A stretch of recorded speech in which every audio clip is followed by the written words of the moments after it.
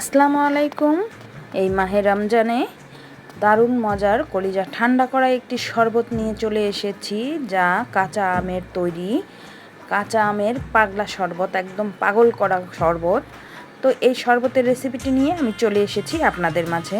তো যারা স্বর্ণলতার রান্নাঘরে এখনও চ্যানেলটিকে সাবস্ক্রাইব করেনি তারা অবশ্যই সাবস্ক্রাইব করে ফেলবেন, আর যারা সাবস্ক্রাইব করেছেন তাদেরকে অসংখ্য পরিমাণে ধন্যবাদ। লাইক কমেন্ট শেয়ার করে দেবেন, আর বেলটিতে ক্লিক করে নেবেন, তাহলে আমার নতুন নতুন ভিডিওগুলো পৌঁছে দেবে আপনাদের কাছে। আমি এখানে কাঁচা আম নিয়েছি। এখন বাজারে ছোট ছোট আম পাওয়া যাচ্ছে, এখন পর্যন্ত কিন্তু আম সম্পূর্ণভাবে পরিপুক্ত হয়ে ওঠেনি। তো এখানে আমি 3টি আম নিয়েছি। আমগুলোকে খুব সুন্দর করে টুকরো করে নিয়ে ভিতর থেকে আটিগুলো ফেলে দিচ্ছি। তো আটিগুলো ফেলে আমি এটাকে একটু পানি দিয়ে ভিজিয়ে রেখে দেবো 10 মিনিটের মতো, তাহলে আমের ভিতরের কষগুলো খুব সুন্দর হয়ে বের হয়ে আসবে। তো 10 মিনিট পরে আমি আমগুলোকে খুব সুন্দর করে ধুয়ে নিয়েছি। এখন আমি এটিকে খুব ছোট ছোট করে টুকরো করে দিচ্ছি। আমি এগুলোর খোসাগুলো ছাড়িয়ে দিইনি, যেহেতু একদম ছোট আম তাই।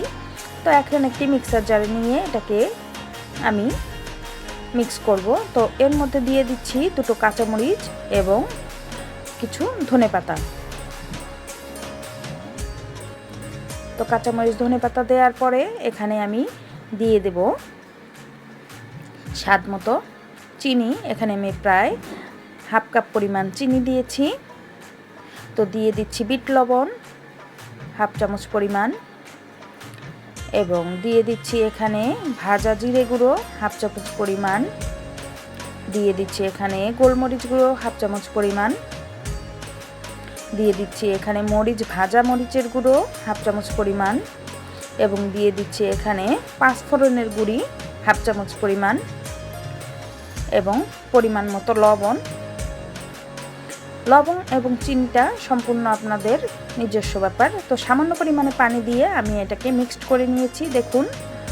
তো এখন এটাকে চালনি দিয়ে আমি চেলে নিচ্ছি। তো এটাকে বারবার চেলে নেব, আর অল্প অল্প পানি দিয়ে মিক্সড করে এটাকে খুব সুন্দর করে আমি কিন্তু একটা চালনির সাহায্যে ছেঁকে নেব।